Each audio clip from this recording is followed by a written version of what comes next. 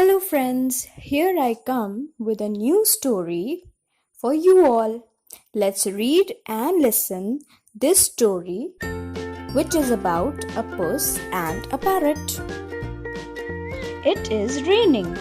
Puss, the cat, is feeling hungry. There is no food. There are no rats.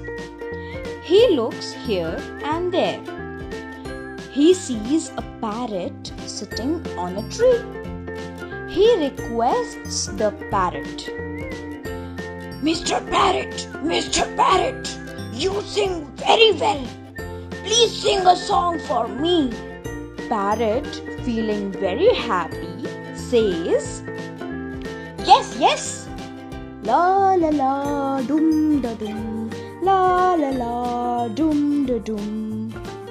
I cannot hear you, Mr. Parrot. Please come near me. No, Mr. Puss. You will eat me. No, my dear. I am an old cat. I have no teeth. I cannot eat you. Then here I come. La la la, dum da dum. La la la, dum da dum. Puss jumps on the parrot and holds him in his paws. Now I'm going to eat you. Ha ha ha. You are a good cat.